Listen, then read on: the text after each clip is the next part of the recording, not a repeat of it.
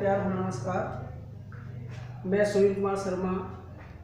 मैं कक्षा 11 से हिंदी साहित्य और सामान्य लेकर के आया हूँ और यह वीडियो संख्या 3 है। इसमें हम आपको गद्य की विभिन्न विधाओं के बारे में आपको जानकारी देंगे कि गद्य की विभिन्न विधाएं कौन सी होती हैं और उनका क्या मतलब होता है और आपको किस तरीके से पढ़ना है और क्या पढ़ना है। इस वीडियो में आप प्यारे बच्चों ये जानेंगे। जैसा कि हमने आपको गद्य की परिभाषा आपको बता दी, आप गद्य की विधाओं के बारे में हम आपको जानकारी देंगे। गद्य की विधाएं कौन कौन सी होती है कक्षा 10 में आपने पढ़ा, 9 में पढ़ा, जैसे जीवनी, आत्मकथा, रिपोर्टाज, डायरी, संस्मरण, यात्रा वृत्त, साहित्य, ये सभी चीज़ें जो हैं ये हिंदी गद्य की विधाओं के संदर्भ में आती हैं। हिंदी गद्य की विधाएं हैं, यानी जो आप निबंध पढ़ते हैं, जीवनी पढ़ते हैं, आत्मकथा पढ़ते हैं, यात्रा साहित्य पढ़ते हैं, तो ये जो सभी जो विधाएं हैं ये गद्य की विधाएं होती हैं। अगर आपसे कभी पूछा जाता है कि जीवनी किसकी विधा है, तो ये जो है गद्य की विधा है। तो आप जो है वहाँ पे हेडिंग डाल लें और हेडिंग डाल के आपको लिखना है कि हिंदी गद्य की प्रमुख विधाएं। तो उसमें आपको लिखना है जीवनी, आत्मकथा, एकांकी, नाटक, रिपोर्टाज, डायरी, यात्रावत, ये सभी चीज़ें हैं आपको लिखना है। और फिर अब हम आपको इसमें जो है उनकी परिभाषाओं के बारे में आपको हम यहाँ पर जानकारी देंगे। ये विकास से ही यानी ये इसके इतिहास से ही संबंधित है। तो यहाँ पे हम लिखने जा रहे हैं हिंदी गद्य की विधाएं।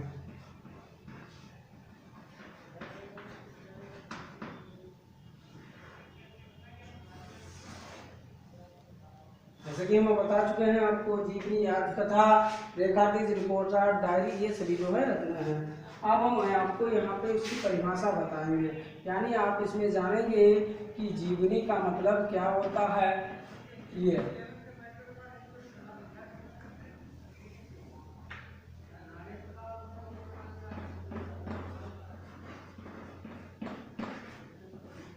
ये आपको समझना बहुत ही जरूरी है। आपने कक्षा 10 में भी पढ़ा और अब आप कक्षा 11 में इसको बहुत ही विस्तार पूर्वक आपको इसमें पढ़ना पड़ेगा। इसमें और सटीक जानकारी होनी चाहिए और 12 में जब आप पढ़ेंगे तो इसका थोड़ा सा प्रारूप और बदल जाएगा, यानी चीज़ें वही रहती हैं, प्रारूप उनका विस्तार जो है उनका बढ़ता जाता है। ये बात आपको जो है ध्यान में रखना है। जीवनी का मतलब समझ लेंगे, क्योंकि हमारा जो हम हिंदी पढ़ाते हैं या हमारा जो पढ़ाने का तरीका है वो ये है कि हम आपको सिर्फ लिखवाएंगे नहीं, हम बोलेंगे, हम आपको समझाएंगे, आप हमारी आवाज़ को ध्यानपूर्वक सुने और जो पढ़ा रहे हैं उसको ध्यानपूर्वक समझें और समझने के बाद में फिर आप स्वयं लिखें, तभी मज़ा है पढ़ाई में, तभी मज़ा है। यानी हम आपको कई तरीके से परिभाषा बताएंगे और आपको खुद है उसकी परिभाषा बनानी पड़ेगी, और जब आप उसकी सटीक परिभाषा आप बना देंगे तो हमें पता चल जाएगा कि जो है आपको ये चीज़ आ गई है। तो आप रटे ना, समझे, क्योंकि रटंत प्रणाली अलग होती है और समझना अलग। रटंत प्रणाली का भी एक अपना काम होता है, वो अलग जगह पर, लेकिन यहाँ जो है अलग जगह पर ये कार्य करेंगे। तो यहाँ पर जो है समझने वाली बात है। तो समझना ये है आपको कि जीवनी किसे कहते हैं। जब इसको साधारण शब्दों में परिभाषा में ये जानेंगे कि जब कोई लेखक, लिखने वाला या रचनाकार जब किसी व्यक्ति के जीवन के बारे में लिखता है तो उसे ही जीवनी कहते हैं। ये इसकी सामान्य सी परिभाषा है। लेकिन हिंदी गद्य साहित्य में सिर्फ महान व्यक्ति के बारे में लिखना तथा उसके जीवन में घटित घटनाओं का वर्णन करना ही बताया गया है और उसी की ही मान्यता दी गई है। अच्छा, गद्य साहित्य ने ऐसा क्यों किया, लेखकों ने ऐसा क्यों महसूस किया?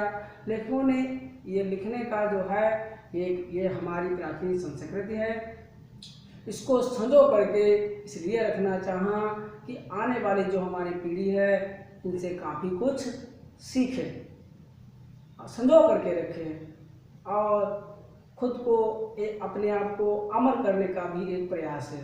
क्योंकि मनुष्य जो है शुरू से ही जिज्ञासु स्वभाव का रहा है और उसने जो है भरसक प्रयास किए कि वह अमर हो जाए। जब इस कार्य में वह सफल ना हो सका तो उसने बड़े बड़े शिलालेख लिखवाए, मूर्तियाँ बनवाई और उस पर अपने नाम गुदवाए। क्योंकि वह उसको अपने आप को अमर कर सके। क्यों, कैसे? क्योंकि आने वाली जो पीढ़ी उन शिलाओं को देखेगी, उन गुफाओं में बने हुए चित्रों को देखेगी या शिल्पों को देखेगी, शिलाओं को देखेगी, तो उसमें उनका नाम लिखा होगा तो उनका वो नाम लेंगे। तो इस तरीके से जो है उन्होंने अपने आप को एक अमर करने का, रखने का प्रयास किया। हाँ, तो इसीलिए जो है यहाँ पर ये उद्देश्य होता है कि महान व्यक्ति के बारे में तभी लिखा जाता है जीवनी में। तो जीवनी की हमने आपको साधारण सी परिभाषा बताई, हमने आपको साधारण सी परिभाषा ये बताई कि किसी भी व्यक्ति के जीवन के बारे में लिखना ही जीवनी है। तो यहाँ पे परिभाषा एक हम बता रहे हैं कि जब कोई लेखक, यहाँ पे लाइन लिख सकते हैं आप, जब कोई, हम जो लाइन लिखेंगे, जो शब्द बताएंगे, प्रत्येक शब्द का अर्थ बताते चलेंगे जिससे आपको जो है समझ में आ जाए। जब कोई लेखक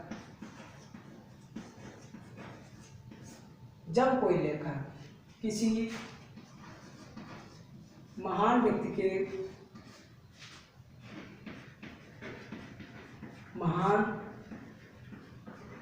के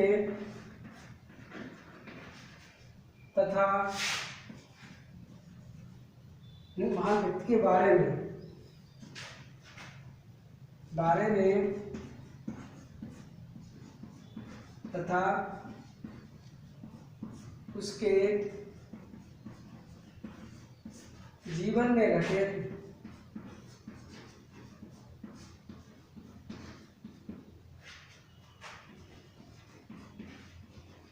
घटनाओं का वर्णन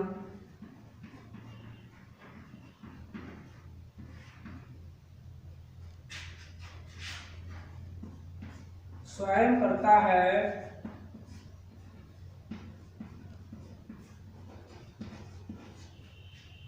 उसे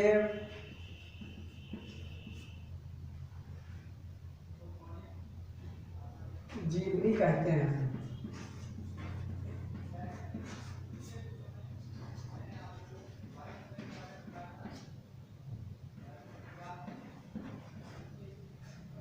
फिर समझेंगे, जब कोई लेखक किसी महान व्यक्ति, हमने महान शब्द के बारे में आपको बताया था कि इतना ढेर सारा बताया था, आपको समझ में आ गया होगा।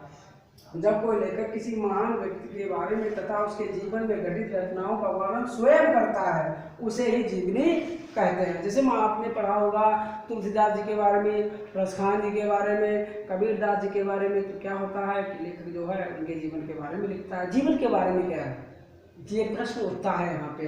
जीवन के बारे में मतलब उनका जन्म कहाँ हुआ था, उनके माता पिता का क्या नाम था, वो कहाँ के रहने वाले थे, किस धर्म से संबंधित थे, ये सब। तो ये उनके जीवन के बारे में। अगली हमने लाइन लिखी, वो लाइन ये लिखी है कि उनके जीवन में घटित घटनाओं का वर्णन।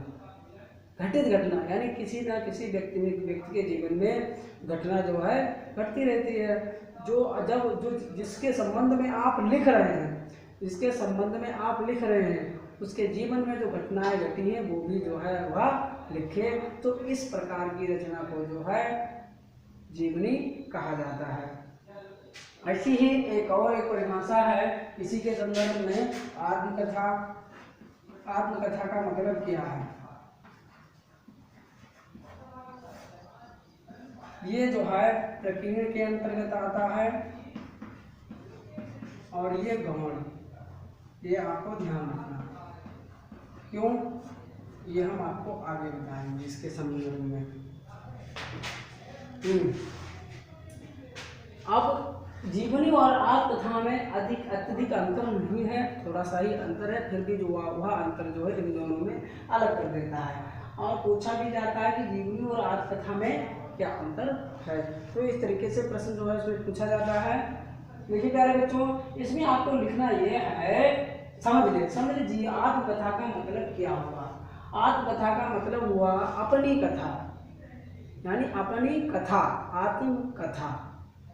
जब कोई लेखक अपने जीवन के बारे में स्वयं लिखता है तो उसे आत्मकथा कहते हैं। यानी मैं अपने जीवन के बारे में स्वयं लिखूं, क्या लिखूं, मेरा नाम क्या है, मेरे माता पिता का क्या नाम है, मैं कहाँ रहता हूँ और क्या कार्य करता हूँ, मेरे जीवन में कौन कौन सी घटनाएं घटी, इसके संबंध में अगर मैं स्वयं लिखता हूँ तो इसी को ही जो है आत्मकथा कहते हैं। इसीलिए जो है ये वाली जो विधा है ये गौड़ के अंतर्गत आती है और ये वाली जो विधा है जीवनी ये प्रकीर्ण के अंतर्गत आती है।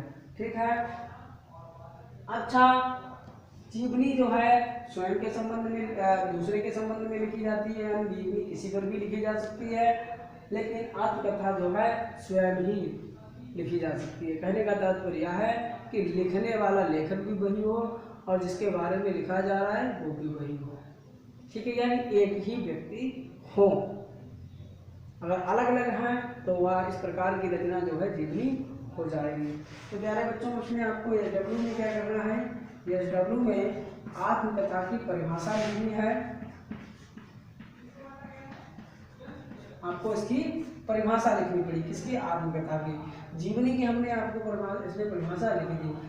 और क्या करना है, दूसरा प्रश्न नंबर है, प्रश्न नंबर 2। प्रश्न नंबर 2 ये रहेगा कि जीवनी और आत्मकथा में क्या अंतर है, ये आपको लिखना है। जीवनी और आत्मकथा में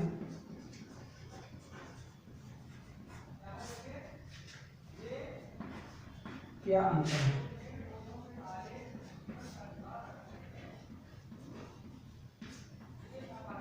ये हमको लिख करके हमारे प्रश्न व्हाट्सएप नंबर पर सेंड करना है। ठीक है। तीसरा प्रश्न हमारा ये रहेगा कि जीवनी के 5 लेखकों के नाम और 5 रचनाएं लिखना है और आत्मकथा के 5 लेखक और भी 5 रचनाओं के नाम लिखना है।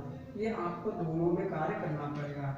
अगर आपको समझ में ना आए तो हमारी बातों को गौर से फिर से सुन ले, वीडियो बार बार रोकने पीछे वीडियो रोक करके फिर से बात को समझ लें, एसडब्ल्यू सही से करें और जरूर करें, क्योंकि अगर आप एसडब्ल्यू करेंगे तभी जो है इसका जो है आपको फायदा मिलेगा। एसडब्ल्यू के अभाव में आपको ये कुछ भी फायदा नहीं मिलेगा, आपकी पढ़ाई बेकार है। तो आप एसडब्ल्यू जरूर करें। नमस्कार, मिलते हैं अगले वीडियो में अन्य चीजें लेकर के।